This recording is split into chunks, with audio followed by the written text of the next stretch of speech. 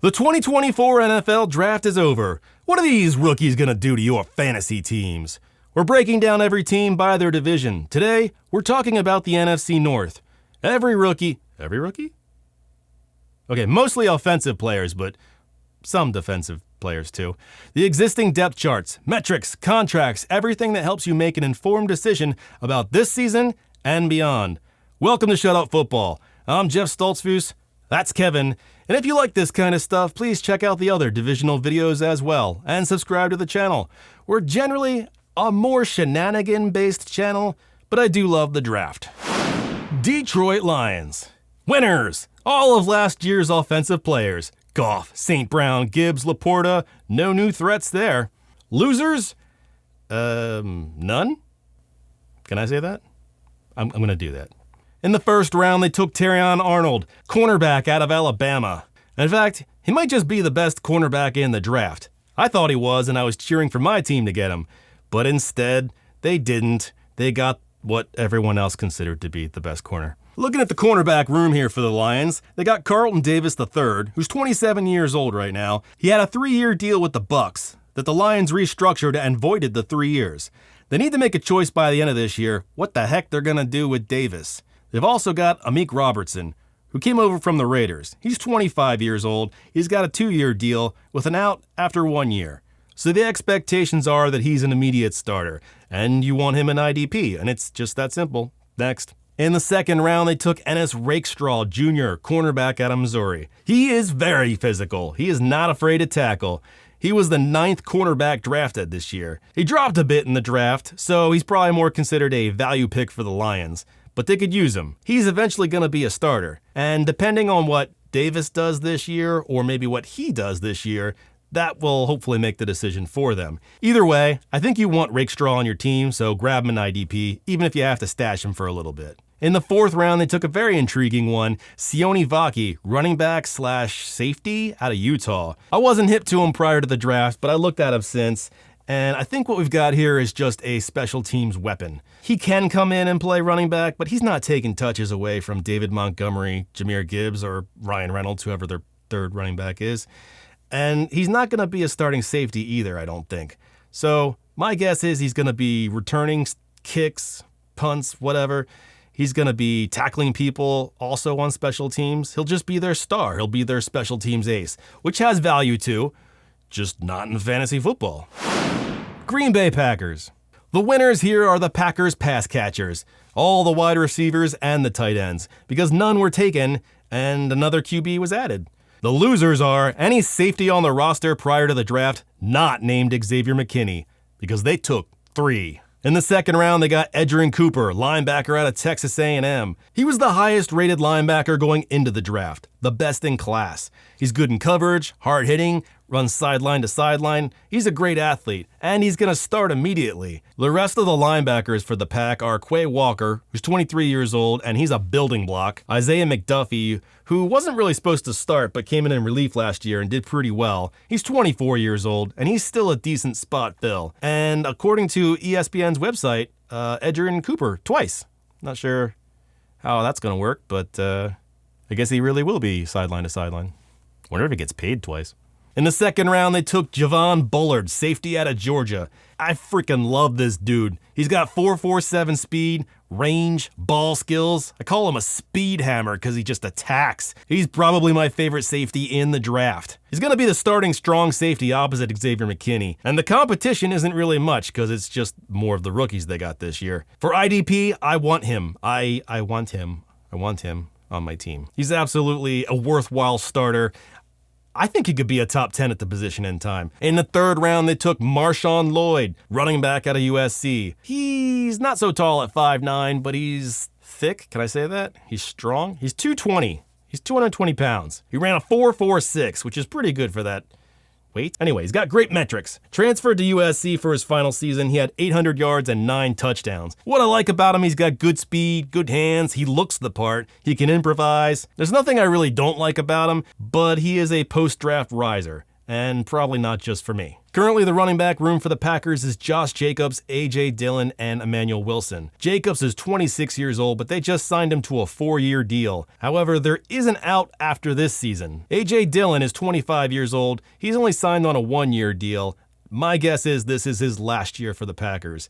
And then Emmanuel Wilson, who's 24 years old, he was a UDFA last year. I don't expect a whole lot in Lloyd's rookie year, drips and drabs maybe, very little. If Jacobs got injured, I do expect Lloyd to be the one who steps up. Eventually, Dillon's going to leave next year and Lloyd's going to be the RB2 and change of pace guy. And he'll probably get a little more involved than A.J. Dillon did. But I do think in time, he will be an RB1 for this team. There's no fear for me that a future draft pick is going to come in and steal anything from him because he's got size, he's got power, he's got speed, he's got the hands. 2 of them. Fantasy outlook-wise, he's mocked near the 18th overall, middle of the 2nd round. That's near Adonai Mitchell and Blake Corum. In the 3rd round, they took another linebacker with Tyron Hopper out of Missouri. And I think he's pretty good. There are no metrics on him, but I can see on tape that he's quick to read and react. He needs to develop, though, so my expectations are nothing really for his rookie year, maybe special teams. He could maybe be a starter in 2 years, but I'm not targeting him in IDP. In the 7th round, they took Michael Pratt, QB out of Tulane. I don't know how to say this without sounding stupid, so I'm just going to say it. I frickin' love Michael Pratt. This is a fantastic pickup for the Packers. And I'm going to tell you exactly why this is so good, and then you're going to mock me because it's so stupid. I love his mobility. He can layer the ball all over the field. Most passing yards, most touchdowns in Tulane history. What I don't like, his draft capital. 7th round draft pick. That is trash. I'm not drafting a 7th round backup quarterback. I just want to make that clear. I like this guy a lot, but I'm also not sniffing the glue. So I know what he is, but he's awesome. My voice cracked. Does that not tell you how much I love him? Now here's the other problem. The GM said he wants to draft a quarterback every year. Okay, I don't know why, but he did. Now 2 years in a row, because the competition here is Sean Clifford, who they drafted last year, and Alec McGrath. Now, do I think Pratt is better than both Clifford and McGrath? I do, yes. And I also think he's 3 years younger than Clifford, which is a little weird. Clifford is only a few months older than Jordan Love. What are the expectations for Michael Pratt? I mean, that he becomes the backup, whatever that's worth, stays for a couple of years, maybe moves on, maybe finds a little more success with another team where he might have a chance to start a little bit. What I'm going to do, as a guy who loves Michael Pratt and realizes what the hell he's saying sounds silly, Taxi Squad is probably where I'm not going to pay for him. I'll get him for free, and I'll put him on my Taxi Squad. That's how much I believe in Michael Pratt. I love him so much, I will maybe put him on my Taxi Squad. He's that good. Minnesota Vikings. The winners, all the pass catchers in Minnesota, Justin Jefferson, TJ Hawkinson, Jordan Addison, and their fantasy managers. Rejoice! Yay! You got a quarterback. Losers, Sam Darnold and perhaps the citizens of Minneapolis for that 7th round D tackle that goes by all 3 names like a serial killer. Did they draft a serial killer? So in the 1st round, they took J.J. McCarthy, QB out of Michigan. They did it. They actually, we all saw that coming. J.J. McCarthy was the draft riser, like a young Blake Bortles. What I like about him is he didn't throw a lot of turnovers. I mean, how can you when you throw so little? He never eclipsed 3,000 yards in college. What I don't like, NFL.com labeled him as enigmatic, like he's the Riddler. They also called him lacking in measurables. He's a bit terrifying, but he is the guy now. Currently, he's mocked about 14th overall or 6th in Superflex leagues. Have fun with that. They also grabbed someone else in the 1st round, Dallas Turner, edge out of Alabama. Everyone thought the Falcons were going to take Turner, but then they zigged when the Vikings zagged. He's only 21 years old. He's got good speed, sudden hands, and is disruptive. He ran a 4.46 at the combine and just blew everyone's minds into pieces. He's been compared to Dante Hightower. I mean, he's already penciled in as a starter. He leapfrogged Andrew Van Ginkel, who was new to the team. So you're going to get him in IDP. Someone's going to get him. It might as well be you. Chicago Bears. The winners are Bears fans because hope is renewed like a springtime shower or a fart that didn't turn into a change of underwear. All the running backs currently wrapped up in a committee And Caleb Williams, because he gets to start his career with Odunze, DJ Moore, and Keenan Allen. Losers, Caleb Williams, because he starts his career in the same factory of sadness that keeps breaking young quarterbacks. Oh, you disagree? Mitch, please. So, huzzah! They took Caleb Williams first overall, quarterback out of USC. He's the 101 in real life and your super flex. There's no debate, but I'm gonna say some shit anyway. Player comp was Patrick Mahomes, and that's way too rich for me, because Patrick Mahomes wouldn't be what he is now if he didn't have a certain set of circumstances that allowed him to become what he is now. For instance, sitting a year behind Alex Smith, having Andy Reid for a coach, having Travis Kelce for his whole career, having Tyreek Hill to start his career. Caleb Williams does not have the same support. Just because he runs around a little bit doesn't mean he's Patrick Mahomes. For me, you could just as easily say he's Jalen Hurts, who I also think is a good quarterback, but has a real problem with holding onto the ball far too long, looking for the big play. Sure, Caleb's got improvisation, off-scheduled throws, arm strength, mobility. He's got a lot to like. Of course, you want Caleb Williams in your draft.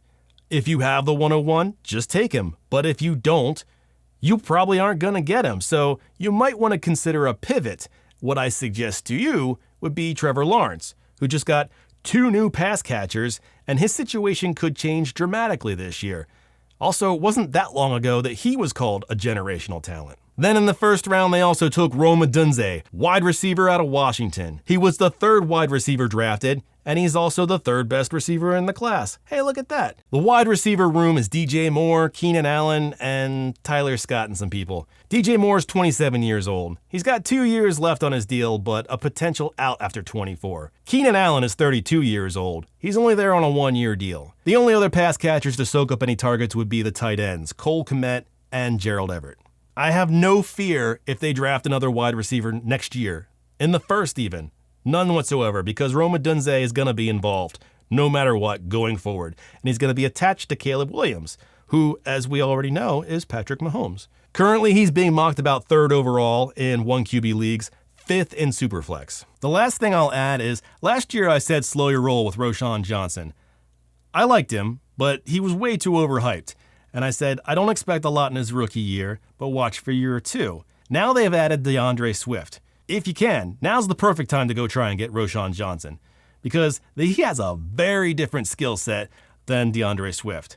DeAndre Swift's skill set is jukey little stuff, get touched, fall down. And that is not Roschon Johnson. He can actually break tackles and will stay upright for upwards of 10 yards even.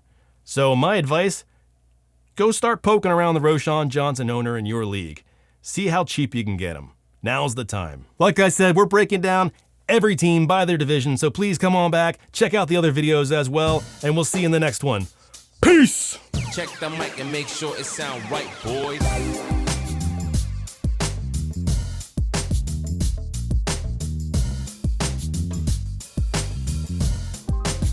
It sound right, boy.